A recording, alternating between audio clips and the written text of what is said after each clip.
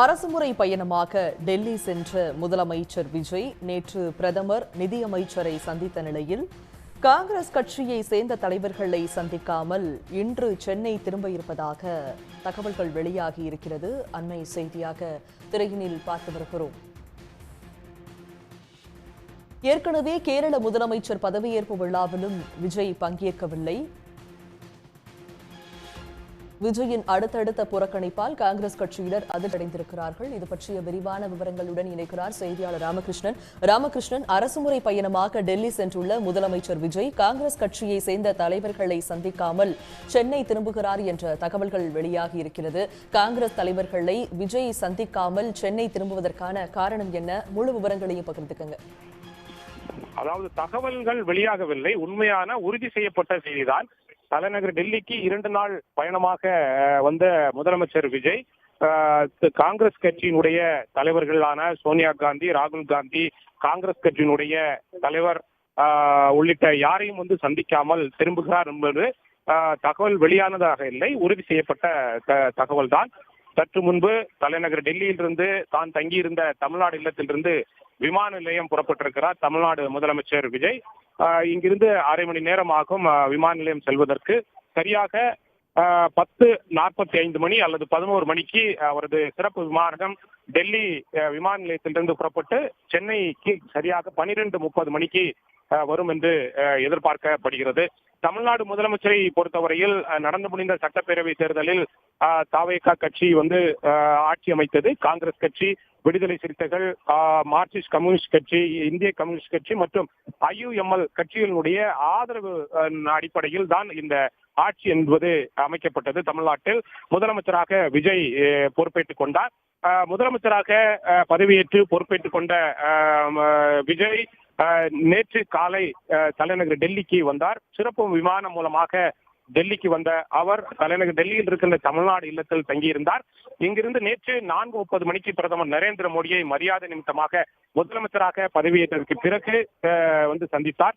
மரியாதை நிமித்தமான ஒரு சந்திப்பு என்று கூறப்பட்டாலும் தமிழ்நாட்டினுடைய பல்வேறு திட்டங்கள் தொடர்பாக அவரிடம் ஒரு விரிவான மனு அளிக்கப்பட்டோம் என்று எதிர்பார்க்கப்பட்டிருந்த சூழ்நிலையில் விரிவான மனு அளிக்கப்படாவிட்டாலும் சிறிய ஒரு முக்கியமான அம்சங்கள் அடங்கிய ஒரு மனு என்பது கொடுக்கப்பட்டது. முக்கியமாக பல்வேறு திட்டங்களுக்கு நிதி ஒதுக்கீடு செய்ய வேண்டும் என்று கோரிக்கை வைக்கப்படும் என்று எதிர்பார்க்கப்பட்டிருந்த சூழ்நிலையில் பிரதமரிடம் அது போன்ற ஒரு கோரிக்கை எதுவும் வைக்கப்படவில்லை.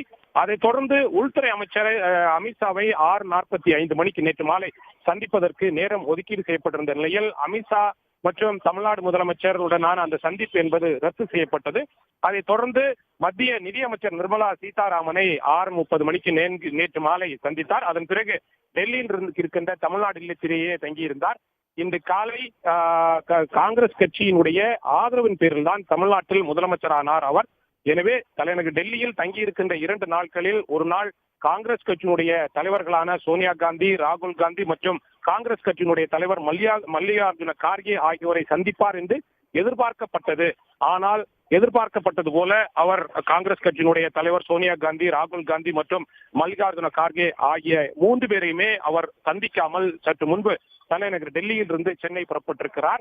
ஏன் சந்திக்கவில்லை என்ற மிகப்பெரிய ஒரு கேள்வி எழுகிறது. ஏனென்றால் டிவிகேக்கு 107 இடங்களில் தான் வெற்றி பெற்றது.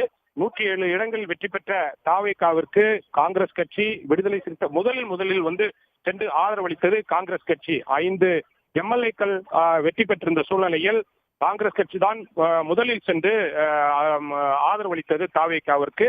எனவே காங்கிரஸ் கட்சியினுடைய முக்கியமான ஆதரவுடன் தான் தாவேகா இன்று தமிழ்நாட்டில் ஆட்சி கட்டிலில் இருக்கிறது.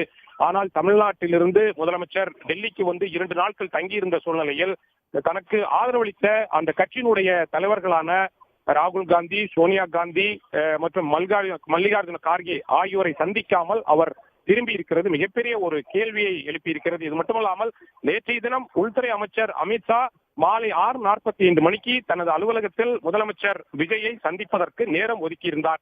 பிரதமர் நரேந்திர மோடியை 4:30 மணிக்கு சந்தித்த முதலமைச்சர் விஜய் மொத்தமாக 10 நிமிடங்கள் மட்டுமே அந்த சந்திப்பு நீடித்தது. அதுவே ஒரு பெரிய கேள்விக்குறியை எழுப்பியிருந்தது. ஏனென்றால் அதற்கு முன்பாக இருந்த கலைஞர் கருணாநிதியாக இருந்தாலும் சரி, முதலமைச்சராக இருந்த ஜெயலலிதாவாக இருந்தாலும் சரி, ஓபிஎஸ், இபிஎஸ், அதே போன்று இதற்கு முன்னதாக தமிழ்நாட்டில் முதலமைச்சராக இருந்த ஸ்டாலினாக இருந்தாலும் சரி, அனைவருமே பிரதமர் நரேந்திர மோடியை சந்திக்கும் போது அரை மணி நேரத்திற்கு அந்த மேலாக அந்த சந்திப்பு என்பது நீடித்ததை நாம் கடந்த காலங்களில் பார்க்க முடிந்தது. ஆனால் முதலில் முதலமைச்சராக பதவியேற்றதற்கு பிறகு பிரதமரை சந்தித்த அந்த சந்திப்பு என்பது மொத்தமாக 10 நிமிடங்கள் தான் நீடித்தது. அதுவே ஒரு மிகப்பெரிய ஒரு கேள்வியை எழுப்பியிருந்தது. அதற்கு பிறகு உள்துறை அமைச்சருடனான அந்த சந்திப்பு என்பது ரத்து செய்யப்பட்டது.